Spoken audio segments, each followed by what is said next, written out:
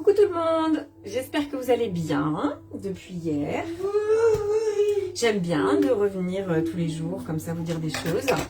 Je suis désolée, le live d'hier a été effacé, scratché, problème technique. Bon bah c'est pas grave, c'est dommage, j'aurais bien gardé une trace d'un live dégoulinante de sueur au retour de la dernière sortie pré-marathon, mais c'était écrit, c'est comme ça, c'est pas grave, ça va plus déranger les personnes qui regardent sur YouTube puisque elles ont que la petite vidéo. Salut Brigitte. Ce soir, une recette avec un ingrédient mystère. Bah oui, je vais pas vous faire une compote de pommes juste avec des pommes, sinon c'est pas drôle. Et je vais pas juste changer les épices. Alors déjà, cette recette me met en joie parce qu'il y a du sucre et que quand même depuis le début de la semaine, niveau sucre, c'est... voilà.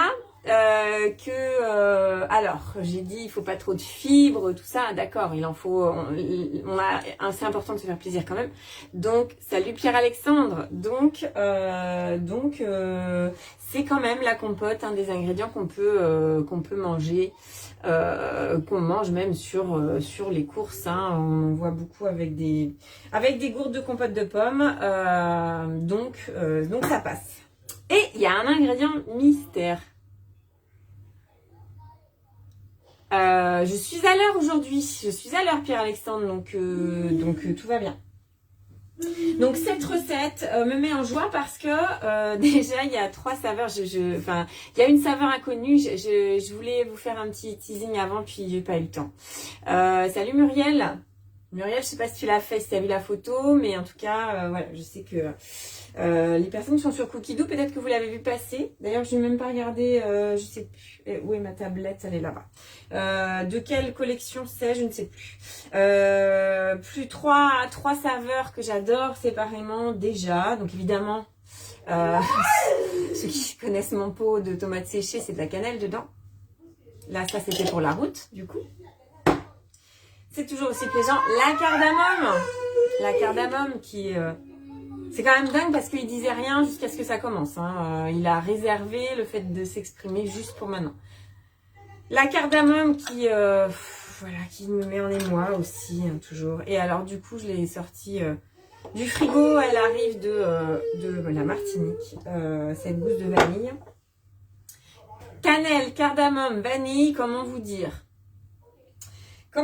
que déjà, avec les pommes, déjà rien que ça me plaît. Évidemment, j'ai un peu augmenté les quantités, sinon c'est pas drôle. C'est quoi l'ingrédient mystère à votre avis? Il est là. Alors, le sucre de coco à la place de la cassonade. Du coup, je prends le parti de mettre sucre de coco. Est-ce que je mets sucre de coco d'ailleurs ou est-ce que je mets du miel? Alors, je voudrais pas ajouter un goût séparé, un goût différent en fait. Maintenant, je vais peut-être en mettre un peu moins et mettre du sucre de coco hein, quand même. Ouais, la cardamome, c'est quand même dingue comme parfum. On est d'accord. Le mélange cannelle, cardamome, vanille, je pense que ça va être sympa. Et du coup, vous êtes combien? Vous êtes 2, super. Non, c'est bien, vous êtes parfait, ne changez rien. Un indice pour l'ingrédient mystère. Ouais, j'ai quand même des joueurs. J'ai Pierre-Alexandre qui va jouer. Alors, il est là. Il est pas vert déjà. Il est pas vert. Mon ingrédient mystère, il est orange. Il est orange. Du coup, salut Angélique. Mon ingrédient mystère, il est orange. Je l'ai coupé en morceaux, des morceaux assez improbables, mais il est orange. Alors, qu'est-ce que c'est? Qu'est-ce que c'est que cet ingrédient mystère? Je veux bien une réponse pour enchaîner, parce que je ne vais pas vous tenir sur cet ingrédient mystère que... voilà, ça n'est pas du fromage. C'est pas du fromage. Non, c'est pas de la mangue non plus. C'est un fruit, mais... un fruit en biologie. Dans ton assiette, peut-être que tu vas considérer que c'est d'un légume. T'es pas loin, Muriel, c'est pas une citrouille. Mais c'est de la même famille. Qu'est-ce que c'est? C'est pas loin. Eh ben oui, parce qu'on est quand même que mi-avril. C'est pas de la patate douce non plus. C'est pas de la papaye non plus.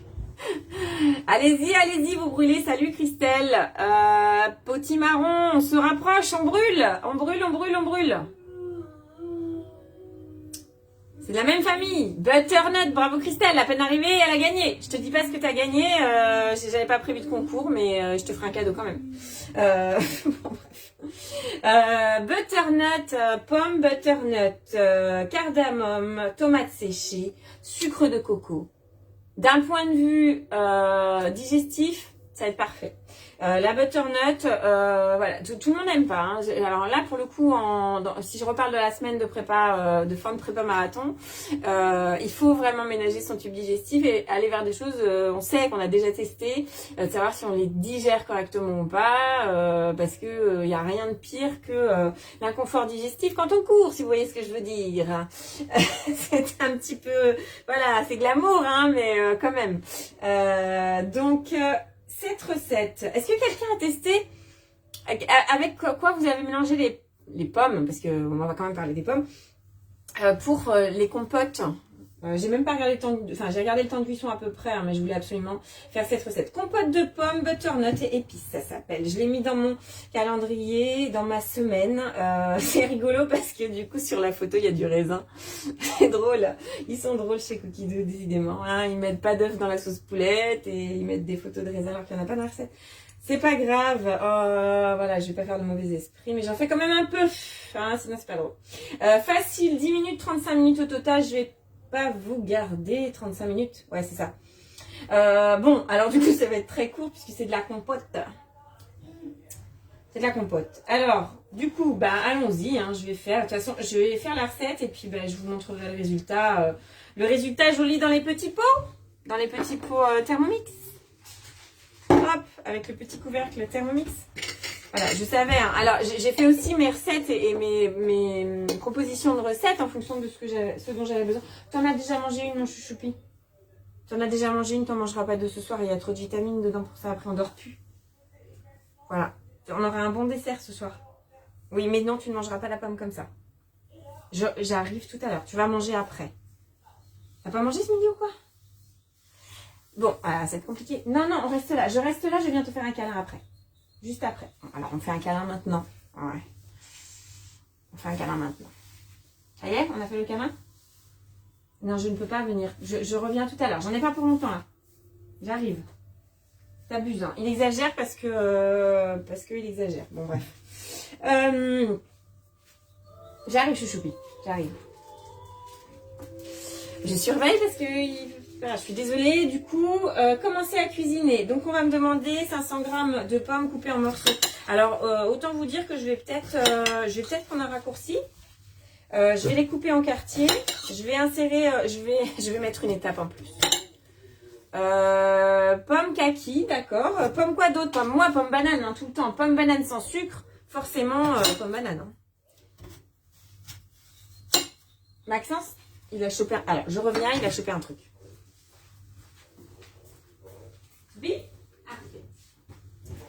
Fausse alerte. Il a trouvé un truc qu'il pouvait prendre. Alors, du coup, 500 grammes. Bah, pour moi, ça sera un peu plus. Je suis déjà à 500, mais j'ai tout épluché parce que... Alors, ils disent pas de variété de pommes. J'ai mis... bah oui, pomme poire, évidemment. J'ai mis... il me restait deux granny de golden, une rouge. J'ai tout mis. Et je suis à 630. Mais chez moi, la compote de pommes, une fois qu'elle est faite, comment vous dire, surtout s'il y a de la cardamome et de la cannelle et de la vanille dedans. Et mon butternut, alors c'est un reste, parce que là, le butternut, il commençait à faire la tronche. Ma connexion bug, alors attends, 2 secondes. Hop, j'ai enlevé le wifi, normalement ça devrait être mieux. En ce moment, je pense qu'avec le wifi, c'est moins bien. Donc si je fais suivant, il me demande 300 g de butternut. 380. Je vais pas calculer les proportions, mais grosso modo, je suis pas mal.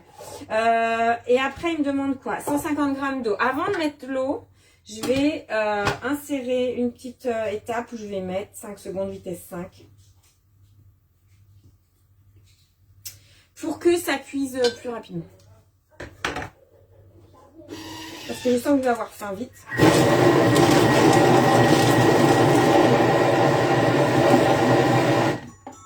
Voilà. Alors, n'hésitez pas, j'ai lancé.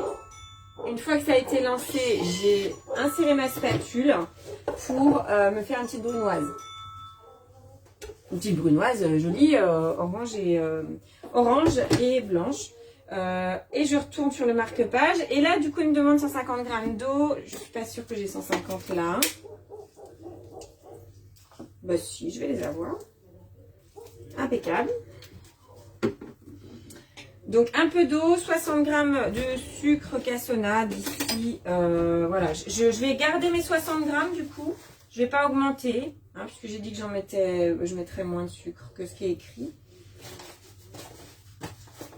La quantité de sucre, ben, vous savez ce que vous aimez. Hein. Alors un miel neutre ou un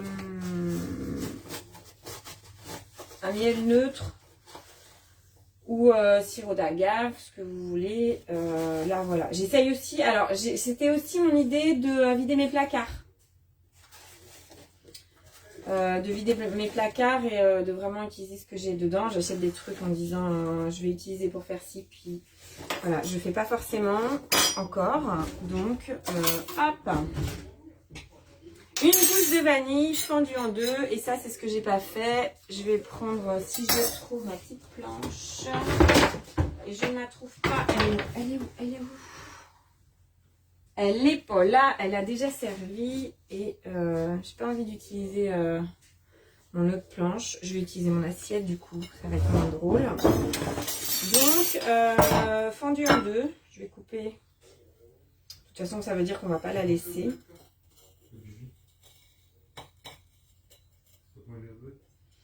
Hop.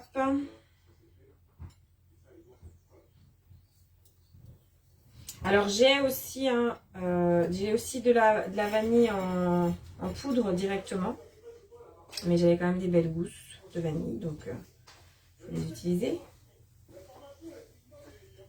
Et ça permet, donc là,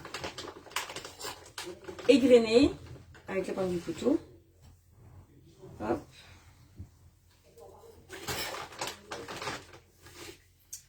Hop, je vais y arriver. Avec celles-ci, elles sont fraîches, enfin assez relativement fraîches, donc elles sont encore un peu molles. Hop, et je mets évidemment la gousse pour le goût. Hop.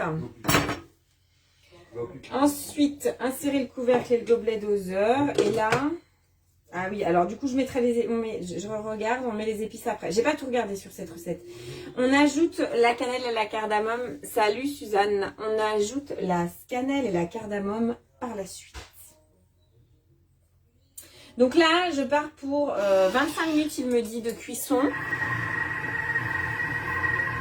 Je vais prendre ma liberté de baisser, vu que j'ai mis en brunoise. Est-ce que j'enlève 10 minutes? Allez, je vais mettre 17 minutes. Voilà. Et donc, vous ne verrez pas la fin. Voilà, je suis désolée, c'était parti pris.